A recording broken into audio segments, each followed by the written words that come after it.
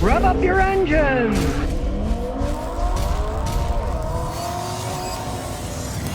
Well, now it's been estimated that tariffs could reduce car sales in the U.S. and Canada by 2 million in this year, 2025. And they're saying that if the tariffs stay around until 2035, sales could drop in the United States and Canada by 20 million. Now, okay, that's 10 years from now. Who knows? We don't even know what's going to happen 10 days from now.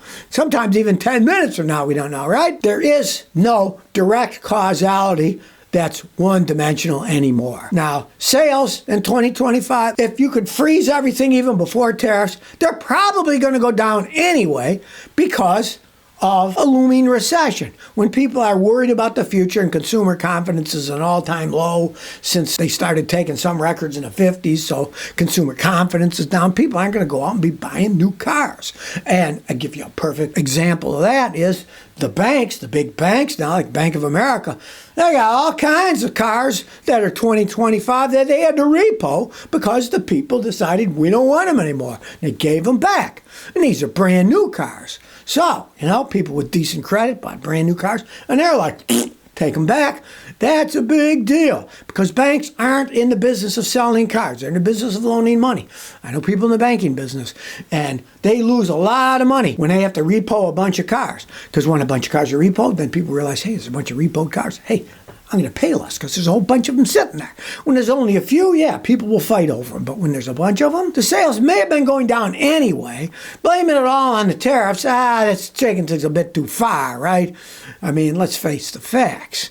And of course, there's so much tomfoolery going on in the auto industry. Anytime they see an excuse that they can get away with raising prices, they'll do it. They did it in coronavirus, talking about tariffs. They could say, we got to raise the prices of our cars. Hey, what about the ones made in the United States? Oh, we're going to raise those too. Oh, because we get some parts from overseas, so that costs us more. They always want an excuse to charge us more money. It's like the insurance companies. Every year they ask all the state and federal regulators, we have to raise our insurance rates. We have to raise them, because they want more money, right? And they'll use any kind of excuse to raise their insurance rate. The not selling of cars, it's a lot more to do with just these tariffs. Who knows how long that'll be about. There's a lot of complexity going on here that people try to put a simple thing. Oh, blame it on the tariffs. No, that is not going to affect it that much. If somebody's going to get a new car because their other one fell apart and they're going to buy a new car, they're going to buy a new car, right? They're not going to say, oh, well, I'm not going to go with it. I'm going to get a horse instead. No. It's a lot more complex than that. Well, Stellantis is shutting down production now of the Grand Cherokees. Stellantis' NV's Detroit Assembly Complex is pausing production, they call it, of Grand Cherokee. Well, they can make all the excuses and when they say, well, we're ramping up for productions of new ones. Blah. They can't sell the ones they have. They got Jeeps all over the place, parked in fields that they can't sell because Americans have realized they're overpriced, they have very poor quality, they have engine problems, they have transmission problems, they have electronic problems. When Stellantis took over, it was bad enough when Fiat took over Chrysler. The quality started to go downhill. Stellantis took over, it fell off a cliff into the bottom of the ocean. The company didn't exactly say how it planned to extend production of the 2025 version because they said, well, they're going to be tooling up for the 2026 version. They can't sell them, so they're not making them now, right? And they talk about 2026. Maybe they won't make any more 2025s. They got a bunch of them they can't sell. If you don't know that much about the car industry, they start calling the next year cars, usually in the middle of the year, a lot of times a July or June 2025 will be called 2026, right? So ones that were actually made in 2024, a whole bunch of them are called 2025s. It's just a game the auto industry plays. I don't know how they even get away with that crap, right? The rest of the world, if something's made in 2024, from January 1st to December 31st, is called 2024, right? And then the next year is the next year. But they have always played that game in the auto industry. They're always trying to fool people with numbers. Oh, that's the new one. Look, wait a second. It's not even 2026. How could you have a 2026 cars? It's physically impossible, right? Unless you have a time machine to go to the future and bring it back, right? But be that as may, they're shutting it down for a while because they can't sell the stupid things. I always love the lies that these companies come out with, and here's one I couldn't resist. The headline is, Hyundai's next generation hybrid system boosts fuel efficiency by 45%. But read the fine print. It's only their gas hog thing that it's 45% better because they have a midsize SUV that has a 1.6 liter hybrid, right? And that's not boosted by 45%. Look at this. The upcoming 1.6 liter hybrid will be offered with a 1.6 liter new hybrid system that improves its fuel economy by more than 4%. So the lead article says 45% better hybrid, but in reality, the one they already have, it's only 4% better. Don't believe the crap that these companies throw out. They'll take some gas hoggy thing they have and said, look, we got a new hybrid version of that, and it boosted 45%. So it looks like they've invented this great new hybrid system. Look, it's 45% more efficient than the previous one. Not really, because the hybrid that already exists with the 1.6 liter engine, its new design might get 4% better gas mileage, right? Spit in the bucket. Hardly anything at all, right? They're always trying to fool you with these figures. Always look at the bottom line. Forget what they're saying. If you're thinking about getting a hybrid, see what's out there today, then compare it with the new stuff. What you're buying. Not that, oh, well, here's the fanciest one they make. It's Hyundai, so maybe it's a big Genesis, right? Yeah, better than one that isn't a hybrid, right? Don't fall for this nonsense. Do a little research. If you're going to buy a car, see what do they make now, what's the new edition of it, and you're going to find that there's no miracles out there. All of a sudden, Hyundai's got a new hybrid system. It works 45% better gas mileage. No, 4% is what it actually does. Well, Tesla shares tumble out of their first quarter earnings because their earnings are down. But hey, Elon's still the richest man in the world, you know? Even though the stock has gone down 44% this year, Tesla's gone down 44%, meaning that Elon's lost a whole bunch of money, you know, most of his stuff is Tesla, right? He's still the richest man in the world, so it's not, don't feel sorry for Elon and cry for him, you know? Those would be crocodile tears. He's still the richest man on the planet, right? The problem is, you know, let's face the facts. Tesla electric cars is kind of a fatty thing, you know, the rich people bought them. Now it's kind of a saturated market. He's continuing to try to sell these uber expensive vehicles, right?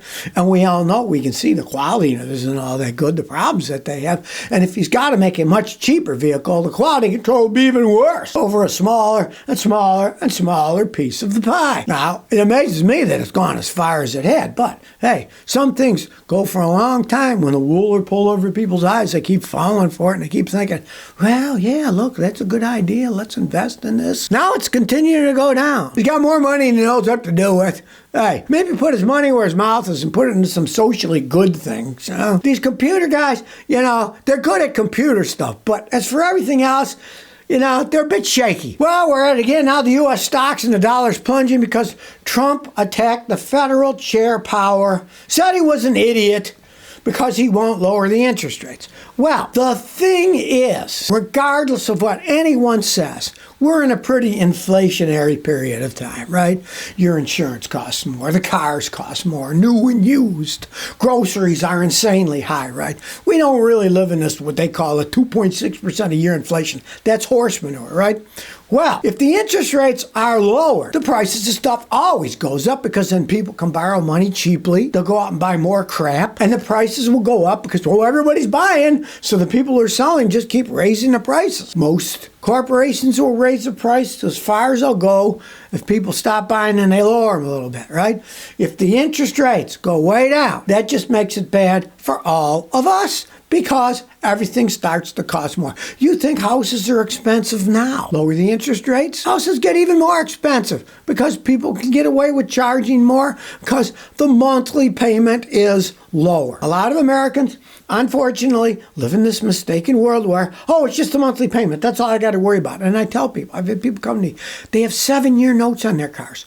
And I explain to them, you realize you bought a $42,000 car and you're going to be paying almost $80,000 for that car if you got a 7-year note at this interest rate, right? Trump's mad at the Fed chair. The stock's plunging so to the dollar for various good reasons because you can't just keep loaning money at hardly any interest rate. But you can't keep loaning money to companies. But of course, see, the government likes it too because the government is operating on borrowed money. That's how this country works now, right? And since the interest rate has gone up some in the last couple of years, it goes up 1% or so, that's billions more dollars in interest the government owes that they don't have. Then they borrow more money. Of course, they want to borrow money at a low interest rate because they're operating in this ridiculous system where they just keep borrowing money. Well, it looks like China may have made its first big mistake in the U.S. trade war, and it has to do with airplanes, specifically Boeing. They're saying, we don't want any Boeings, take these planes back, we don't want them, right? Now, China is expected to be the biggest market for planes in the next 10 years because they have a rapidly expanding middle class. From the figures I've seen, China now has more middle-class people than the United States has people in the whole country. In 2024, China imported $12 billion of aircraft, spacecraft, and parts from Boeing. Right? Now they're saying we don't want it. Now the Chinese do have their little plane, the Comac C919. But in China, Air China, the Chinese C919 only accounts for less than 1% of Air China's 930 plane fleet. Are they shooting themselves in the foot? They buy all that from Boeing, they're not going to. They're going to have to replace it with something, right? And I mean, certainly a lot of Boeing planes in their fleet. What are they going to do for spare parts, right? Make their own Chinese spare parts. They can copy it, right? Well, good luck on that, because a lot of the Chinese stuff that people send me that I test out is absolute garbage. And I don't want to be flying in a Boeing plane that has Chinese counterfeit parts on it. I'll tell you that right now. I'm not going over to China and flying one of their planes. If that's the case, they're going to have Boeings and they're going to put counterfeit Chinese parts on the plane. I'm not going to be on that plane, right? So maybe the Chinese are making a big mistake here. You know, they got burgeoning middle class that wants to fly all over the place. They don't have enough of their own planes, and they're not proven over any length of time, right? Billions of miles like the American planes have been flying around. So, hey, maybe the middle class in China will uprise and revolt against the communist regime because they can't get good flights for their vacation. There's hundreds of millions of middle-class Chinese now, and maybe they will revolt. After all, Chairman Mao Zedong, he was a middle-class guy too, right? They're the ones that seem to foment the revolutions. Well, the Federal Trade Commission is suing Uber, saying the company charged people for Uber One without consent, charged them too much money, ripped them off. If you don't know, Uber has a thing called Uber One that you can pay by the month or by the year to get supposed, in quotes, special deals, and they say you're going to save money. But a lot of people then complaining, hey, you charged me for this, I didn't even ask for it, it was very hard to get rid of it. Now, I mean, let's face the facts, people. Subscribe to something on your big screen TV, right? And then try to get rid of that subscription, man, it is hard. I mean, I have to give AI kudos on this one, because it used to be, man, I can't figure out how to get rid of the subscription, so then you end up keep paying for years for something you don't even use, right? But with AI, all you got to do is Google it. Hey, how do I get rid of the subscription? And they will tell you step by step. For instance, even though you may have used your phone for the app, they won't let you get rid of it unless you go to a laptop. They won't let you get rid of it on your phone, right? Or sometimes it's a deal where you signed up for it on your TV. But then you can't use the TV to get rid of it. You got to use a computer, a laptop or something in order to get rid of it. Of course, they don't want you to be able to cancel these things easily because, hey, they're greedy swine corporations. They want a bunch of money, right? And they don't want you to stop paying the money, right? Well, now the FTC is suing Uber, saying that they were wrongly promised savings when they signed up for Uber One subscriptions. They make it really hard for you to get rid of it. Of course, the company countered and said, we didn't do anything illegal. All these very simple steps, blah, blah, blah. Hey, if they wanted a simple step, all those things, all you have to do is go to the site and have a big thing there that says cancel my subscription. You click on it and that'd be it, right? No, they don't want to make it that simple. They want to make it hard. Federal Trade Commission claims Uber violated the FTC Act and the Restore Online Shoppers Confidence Act by providing misleading information about the Uber One subscription service, failing to provide a simple way for users to cancel subscriptions and charging them without their consent. Well, we'll see how far this one goes. I mean, I think it's a good idea. I'm all for stopping corporations from taking money out of our pockets that we didn't really want to, looking and suing them in court, and they'll counter-sue, and it'll go 40 miles down the line. I mean, like the woman that was suing Musk because wrongful dismissal, because she squealed on they had a problem with the braking system and the mats hitting it, and then they fired her. That thing's been going on for like 6 years.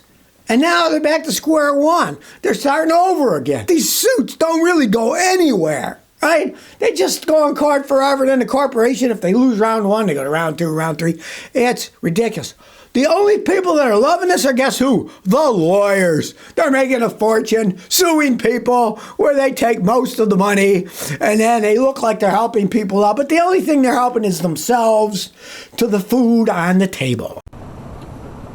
So if you never want to miss another one of my new car repair videos, remember to ring that bell.